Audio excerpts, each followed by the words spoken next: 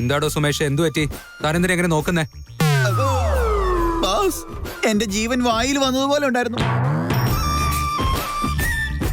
Siddharth sir ഇങ്ങോട്ട് വരുന്നുണ്ടെന്ന് നിങ്ങൾക്ക് എങ്ങനെ മനസ്സിലായി?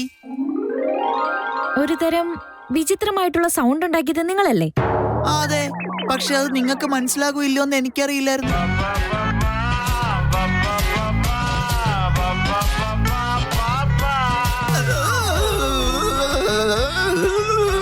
തെറ്റാര് ചെയ്താലും പണിഷ്മെന്റ് ഞാൻ വാങ്ങേണ്ട അവസ്ഥയാണല്ലോ എന്റെ ദൈവമേ.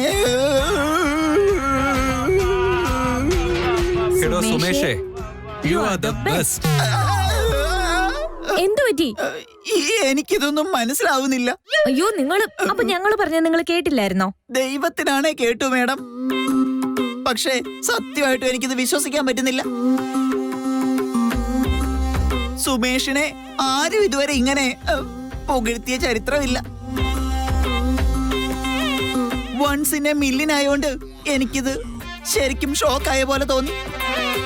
അങ്ങനെയാണെങ്കിൽ ഞങ്ങൾ ഇപ്പൊ പറഞ്ഞത് ഒന്നുകൂടെ പറയണമെന്നാണോ? എപ്പോഴും കണ്ണടിച്ചു പോകുന്ന സീൻ കണ്ടിട്ടാണ് ബോസ് ജീവിക്കുന്നത് തന്നെ. ഇടയ്ക്കൊക്കെ എന്റെ ചെവി തണുപ്പിക്കുന്ന പോലെ ഇങ്ങനെ എന്തെങ്കിലുമൊക്കെ പറഞ്ഞുകൊണ്ടിരുന്ന ഒരു 2 മണിക്കൂറെങ്കിലും എന്റെ ആയുസ് കൂടി കിട്ടാൻ വഴിയുണ്ട്. സുമേഷേ, യു ആർ ദ ബെസ്റ്റ്. ഈ സുമേഷിന് സന്തോഷമായി. Sumesh is great, Sumesh is awesome, Sumesh is wonderful. Amulya madam, Sumesh is പെൻഡാവരെയല്ലേ? പെൻഡാവരെയോ? എന്താ അതിന്റെ അർത്ഥം? ഫെന്റാസ്റ്റിക് അരേ വാന്നാ പറഞ്ഞ് രണ്ടും കൂടെ കൂട്ടിച്ചേർത്ത് ഒറ്റ വാക്കാക്കി. പ്യുവർലി അമൂല്യ മെയ്ഡ്. എങ്ങനെയുണ്ട്?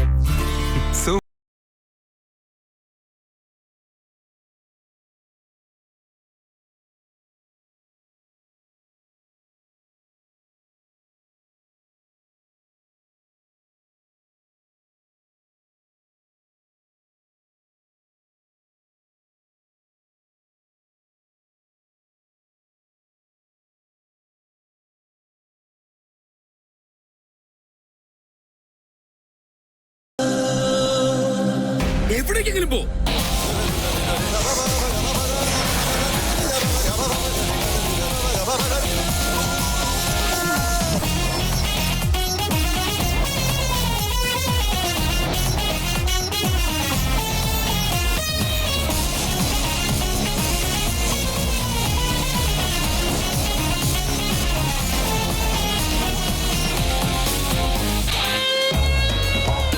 ചേട്ടാ, ജസ്റ്റ് സ്റ്റോപ്പ് ഇറ്റ്. ചേട്ടൻ എന്താ ഈ പറയുന്നെന്ന് വല്ല ബോധമുണ്ടോ? അതെ, പ്ലീസ് ഇതിൽ ഇടപെടാൻ വരണ്ട. Please stay out of it. ദേഷ്യത്തിൽ നീ ഫോളിഷ് ആയിട്ട് സംസാരിക്കുന്നതുകൊണ്ട് മാത്രം ഞാൻ ഇതിനിടയിൽ വന്നത്. നീ ചെയ്യുന്നത് തെറ്റാണ് ചേട്ടാ. നിന്റെ ദേഷ്യം മാറിയതിനു ശേഷം നിന്റെ തെറ്റ് ഒരിക്കലും തിരുത്താൻ പറ്റില്ല നിനക്ക്. തെറ്റിപ്പോല, ഇവിടെ കല്യാണം കഴിച്ച അന്ന് തുടങ്ങിയതാ. പക്ഷെ എനിക്ക് ഇപ്പോഴത് മനസ്സിലായി.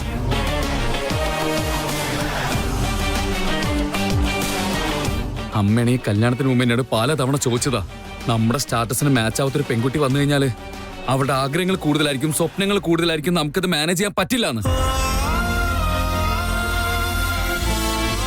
പക്ഷെ എനിക്കായിരുന്നു വാശി. ഇല്ല, ഇവൾ അങ്ങനെയൊന്നുമല്ല, ഇവള് വളരെ സിമ്പിളാണ്, കാശിനോട് ആഗ്രഹമില്ലാത്തവളാണെന്ന്. പക്ഷെ ഇന്ന് ഇവളെ കാണുമ്പോ ഉണ്ടല്ലോ, ഇവളെ ഞാൻ എന്തുമാത്രം വിശ്വസിച്ചോ അതിനൊക്കെ ഇപ്പൊ എനിക്ക് കിട്ടിക്കൊണ്ടിരിക്കുക. നോക്ക് വിക്കി, ഏത് കുടുംബത്തിലായാലും മരിക്കുന്നവരേക്കും മനസ്സമാധാനക്കേടും പ്രശ്നങ്ങളും ഒക്കെ ഉണ്ടാവും. വഴക്കും അഭിപ്രായ വ്യത്യാസവും എല്ലാം തീർച്ചയായിട്ടും ഉണ്ടായെന്ന് വരും.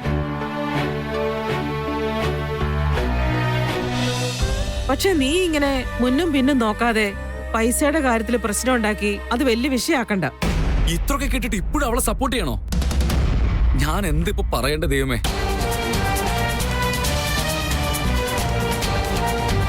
അമ്മ പ്ലീസ്, അമ്മ എങ്കിലും ഒന്ന് പറഞ്ഞ് മനസ്സിലാക്ക്.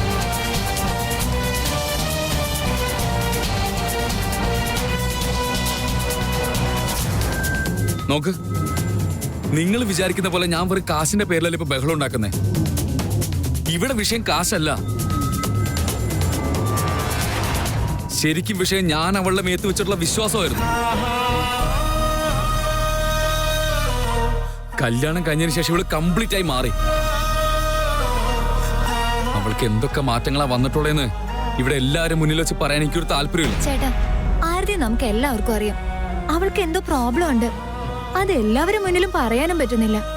നിങ്ങൾ രണ്ടുപേരും പ്രൈവറ്റ് ആയിട്ട് സംസാരിച്ച് തീർക്കേണ്ട കാര്യം ഇവിടെ എന്തിനാ സംസാരിക്കുന്നേ? സോറി ആദ്യ, എനിക്ക് അത്രയും പേഷ്യൻസ് ഇല്ല. എന്റെ വാക്കിന് ഒരു വിലയും തരാത്തെടുത്ത് എനിക്ക് സംസാരിക്കാൻ ഒന്നുമില്ല. അതുമാത്രമല്ല, ആ കാശവള് എന്താ ചെയ്തെന്ന് പറയാത്ത വരയ്ക്കും ഇവളുടെ മുഖം കാണുന്ന എനിക്ക് ഇഷ്ടാവില്ല. ചേട്ടാ,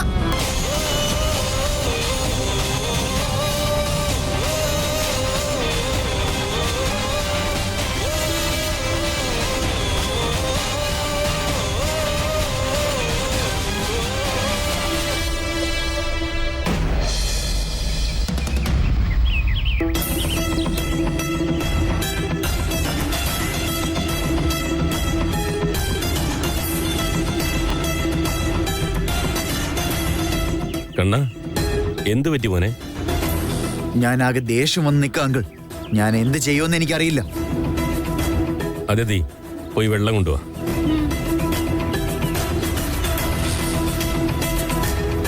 എന്താ മോനെ ഇത്രയും ദേഷ്യം? എന്ത് പറ്റി? എവിടെ പോയിരുന്നേ? ഇന്റർവ്യൂവിന് പോയിട്ടുണ്ടായിരുന്നു അങ്കിൾ. ആണോ? ഇന്റർവ്യൂ പാസ്സായില്ലേ? അതുകൊണ്ടാണോ വിഷമിച്ചിരിക്കുന്നത്? അച്ഛാ, വെള്ളം കുടിക്കുമോനെ, സമാധാനായിട്ടിരിക്കും. ഡിസ്റ്റൻസിൽ എഡ്യൂക്കേഷൻ ചെയ്താണ് പ്രോബ്ലം അങ്കിൾ. ഡിസ്റ്റൻസിൽ എഡ്യൂക്കേഷൻ ചെയ്യുന്ന ആർക്കും ജോലി ചെയ്യാനുള്ള യോഗ്യതയില്ലേ? എന്ത് പറ്റിയെന്ന് പറ. അതുകൊണ്ടാണ് റിജക്റ്റ് ആയത്. CV അയച്ചപ്പോ അവരെന്ത് ചെയ്യായിരുന്നു? അതിൽ എന്റേത് ഡിസ്റ്റൻസ് എഡ്യൂക്കേഷൻ ആണെന്ന് ഉണ്ടായിരുന്നല്ലോ. അത് കണ്ടിട്ടും ഇന്റർവ്യൂവിന് വിളിക്കും, എന്നിട്ട് ചോദ്യങ്ങളെല്ലാം ചോദിച്ചിട്ടും ഉണ്ടാകും. ഞാൻ അതിനെല്ലാം കറക്റ്റായിട്ട് ആൻസറും ചെയ്തതാ. അവസാനം എന്തെങ്കിലുമൊക്കെ പറഞ്ഞു നിങ്ങളുടെ ഡിസ്റ്റൻസ് എഡ്യൂക്കേഷനാ, പ്രാക്ടിക്കൽ എക്സ്പോഷർ കുറവാണെന്നും പറഞ്ഞു റിജക്ട് ചെയ്ത് കളയാ യുവന്മാര്. അതാ ദേഷ്യം വന്നത്. ഞാൻ പറയാൻ പോകുന്ന കാര്യം നിനക്ക് ബുദ്ധിമുട്ടാകരുത്. ഞാൻ ധ്രുവ മേനോൻ, വേദാന്ത് മേനോന്റെ അനിയനാണെന്ന് പറഞ്ഞാൽ നിനക്ക് എവിടെ വേണമെങ്കിലും ജോലി കിട്ടും. കിട്ടും, പക്ഷെ എനിക്ക് ആരുടെ ഔദാര്യം വേണ്ട. എനിക്ക് എന്റെ ചേട്ടനെ വളരെ ഇഷ്ടമാ. പക്ഷെ ഞങ്ങൾ രണ്ടുപേർക്കും ഇടയിൽ വഴക്കുണ്ടായപ്പോ എനിക്ക് ഇതിലൊന്നും അർഹതയില്ലെന്ന് അവൻ എന്നോട് പറഞ്ഞത്. അവനായിട്ട് എന്റെ അടുത്ത് വന്ന് ബിസിനസ്സിലേക്ക് തിരിച്ചു വന്ന് പറയുന്നത് വരെ ഞാൻ അവന്റെ പേര് ഉപയോഗിക്കില്ല. അതൊക്കെ നിന്റെ ഇഷ്ടം നീ പറയാൻ പറ്റുള്ളൂ. അതൊക്കെ നീ ഉപയോഗിച്ചില്ലെങ്കിൽ ഇനിയും ഇതുപോലത്തെ പ്രശ്നങ്ങളൊക്കെ ഉണ്ടാവും മോനെ. ഇനിയും ശ്രമിച്ചുകൊണ്ടിരിക്കും. തീർച്ചയായിട്ടും നിനക്ക് നല്ലൊരു ജോലി കിട്ടും. എപ്പോ കിട്ടുമെന്നുള്ളതാണെങ്കിൽ ഇറിറ്റേറ്റിംഗ് ആവുന്നത്. ഓഫീസിൽ നിന്ന് ഓഫീസിലേക്ക് ഓടുന്നതിനേക്കാളും ഓട്ടോ ഓടിക്കുമ്പോൾ ജീവിതം എത്രയോ ഭേദമായിരുന്നു. അറ്റ്ലീസ്റ്റ് ഞാൻ എന്റെ സ്വന്തം കാലിൽ നിൽക്കുമായിരുന്നു. ഈ വീട്ടിലേക്ക് ആവശ്യം വേണ്ട കാര്യങ്ങൾ നോക്കുമായിരുന്നു. ഇപ്പോ വെറുതെ ഭക്ഷണം കഴിക്കാൻ അത്ര തന്നെ.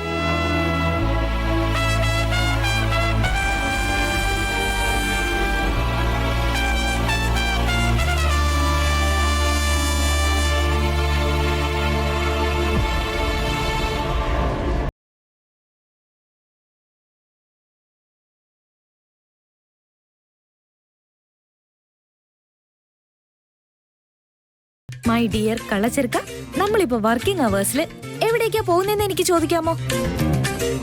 അതുമാത്രല്ല, എനിക്ക് ഓൾറെഡി സർപ്രൈസും തന്നു കഴിഞ്ഞു. ഇനിയിപ്പോ എങ്ങോട്ടാ പോകുന്നതെന്ന് എനിക്ക് മനസ്സിലാവുന്നില്ല. കുറച്ച് സമാധാനത്തിന് വേണ്ടിയാ. നമുക്ക് ഇന്ന് ചെയ്യേണ്ട ജോലിയൊക്കെ ഞാൻ ഓൾറെഡി ചെയ്ത്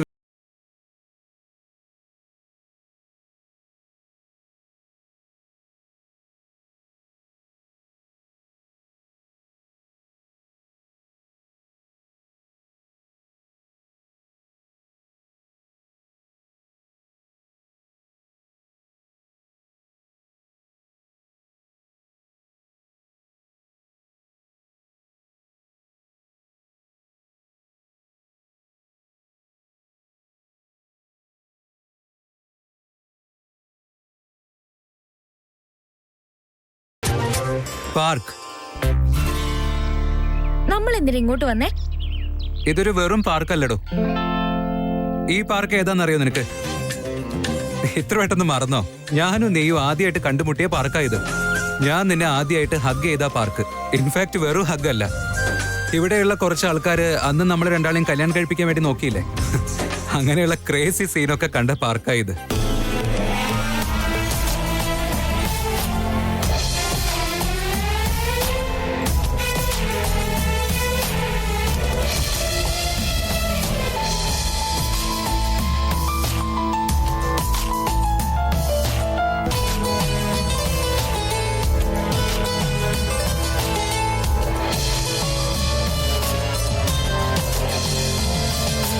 ഹലോ മിസ്റ്റർ,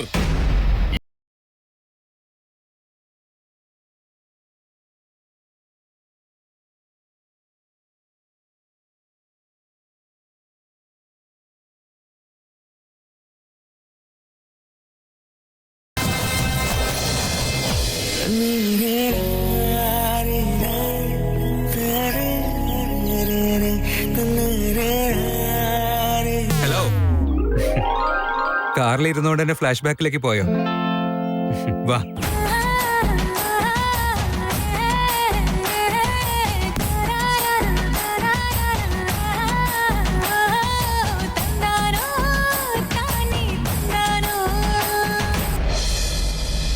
നീ വിഷമിക്കണ്ട ആരതി. ഒരു കുടുംബമാകുമ്പോ വഴക്ക്, പ്രശ്നങ്ങള് ഇതൊക്കെ സർവ്വസാധാരണമല്ലേ. നീ എന്താണെന്നുള്ളത് ഞാൻ മനസ്സിലാക്കിയിട്ടുണ്ട്. പണ്ടായിരുന്നെങ്കിൽ നീ സ്റ്റാറ്റസ് ഇല്ലാത്ത കുട്ടിയാണെന്നൊക്കെ പറഞ്ഞ് ഞാൻ നിന്നോട് ദേഷ്യപ്പെടുമായിരുന്നു. പക്ഷെ അത് എന്റെ തെറ്റായിരുന്നു. അതൊക്കെ മാറ്റി നിർത്തി കഴിഞ്ഞാ നിന്നിൽ ഞാൻ കണ്ടിട്ടുള്ളത് നല്ല ഗുണങ്ങൾ മാത്രമാ. നീ നല്ല കുട്ടിയാരതി. ഞാനൊരു ചീത്ത കുട്ടിയല്ല അമ്മേ. അതിനകത്തുനിന്ന് ഒരു രൂപ പോലും ഞാൻ എടുത്ത് ദുരുപയോഗം ചെയ്തിട്ടില്ല. എനിക്ക് ആ കാര്യത്തിൽ ഒരു സംശയമില്ലല്ലോ ആരതി. നമ്മുടെ ഈ വീട്ടിലുള്ള ആൾക്കാരിൽ വെച്ച് നല്ല ഗുണങ്ങളും സമാധാനവും സ്നേഹവും ഒക്കെ നിനക്ക് മാത്രമേ ഉള്ളൂ മോളെ. അതുകൊണ്ടാണ് ഞാൻ ചോദിക്കുന്നത്. നിനക്ക് വിക്കിയുടെ അടുത്ത് തുറന്നു പറയാൻ പറ്റില്ലെങ്കിൽ നീ പറയണ്ട. പക്ഷെ എന്റെ അടുത്ത് നീ പറ. അത്രയും കാശെടുത്ത് നീ എന്താ ചെയ്തത് ആരതി? ദയവ് ചെയ്ത് എന്നോട് ക്ഷമിക്കണം അമ്മേ. അമ്മ എന്നോട് എത്ര ചോദിച്ചാലും എനിക്കിത് പറയാൻ കഴിയില്ല. അമ്മ എന്നല്ല, ആര് ചോദിച്ചാലും എനിക്കിത് പറയാൻ കഴിയില്ല.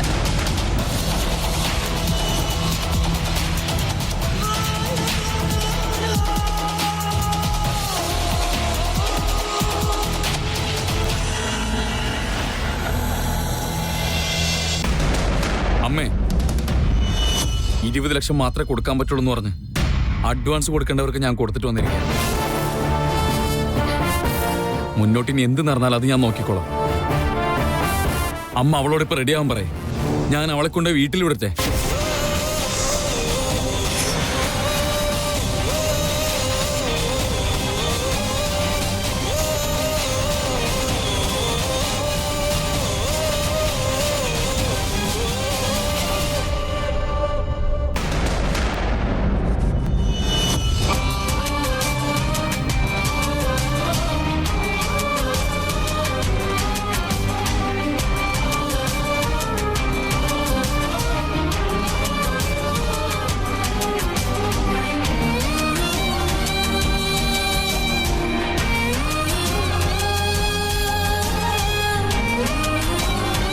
അല്ല, ഇപ്പോ നീ എന്തിനാ അവളെ വിളിച്ചോണ്ട് വീട്ടിലേക്ക് കൊണ്ടുവന്നത്? അതൊന്നും സംസാരിക്കാൻ സമയമില്ല. വേഗം റെഡിയാവാൻ പറ, കൊണ്ടുപോയി വിട്ടിട്ട് വരാം.